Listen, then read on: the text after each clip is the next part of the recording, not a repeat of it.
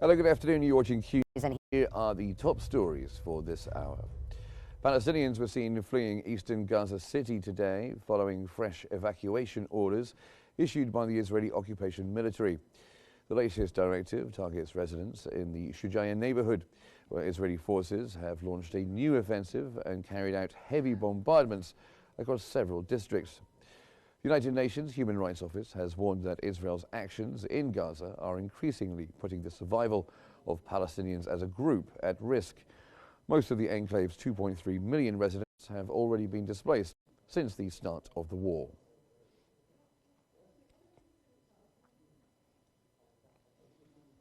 The UN has condemned Israel's actions in Gaza, stating that the conditions imposed on Palestinians violate their right to exist. The UN highlighted that starving civilians and using collective punishment are considered crimes under international law. It also accused Israel of deliberately targeting civilians who are not involved in hostilities, calling it a war crime.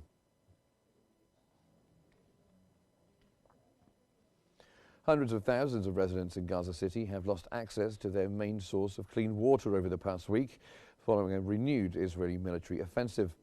According to local authorities, the assault damaged a key pipeline operated by Israel's state-owned utility, Mekorot. The pipeline, which had been providing around 70% of Gaza City's water, was hit during bombardments in the eastern Shujaya neighborhood. Many residents are now forced to walk long distances to find even small amounts of water. The offensive prompted evacuation orders and widespread destruction across several districts.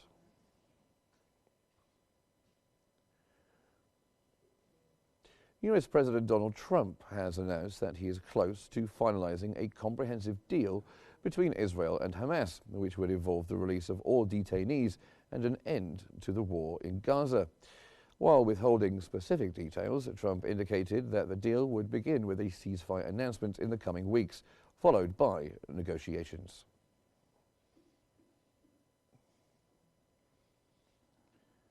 NATO allies have pledged more than 21 billion euros in new military aid to Ukraine. The announcement came following a meeting of the Ukraine Defense Contact Group in Brussels. The new commitment, equivalent to almost $24 billion, marks a record increase in military support for Ukraine. British Defense Secretary John Healey confirmed the scale of the aid package after Friday's meeting. Ukraine's Defense Minister Rustam Umerov welcomed the pledges, calling them one of the largest contributions from European partners.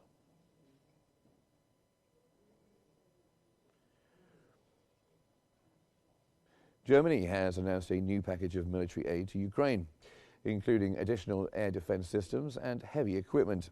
Defense Minister Boris Pistorius confirmed the delivery of 4 more Iris-T air defense systems and 300 missiles during the Ukraine Defense Contact Group meeting in Brussels.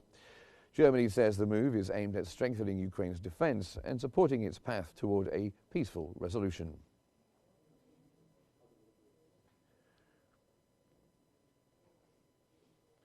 Russian President Vladimir Putin has announced that the share of modern weapons and equipment in the Russian Navy's strategic nuclear forces has reached 100%. He emphasized that this level must be maintained in the future.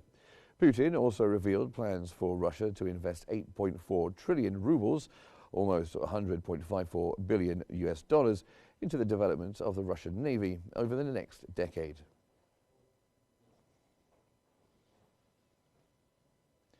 Istanbul Mayor Ekrem İmamoğlu has appeared in court for the first time since the arrest in last month. The session was held at a courthouse prison complex in Istanbul's Silivri district, where he remains in custody. Several hundred demonstrators gathered outside the prison complex, demanding his release, along with other opposition figures. The case centers on allegations that İmamoğlu insulted and threatened the city's chief prosecutor in a separate matter from the corruption charges that led to his pre-trial detention in March.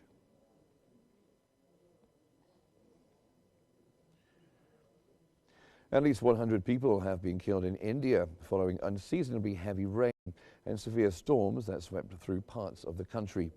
The eastern state of Bihar was hit hardest, with 82 fatalities reported over the past 2 days. That's according to the State Disasters Management Department. In neighbouring Uttar Pradesh, 18 people were killed in lightning and storm-related incidents. In the town of Nalanda, uprooted trees and damaged homes marked the aftermath as residents mourned the loss of loved ones. India's Weather Office has warned of continued thunderstorms, lightning and strong winds across central and eastern regions until Monday.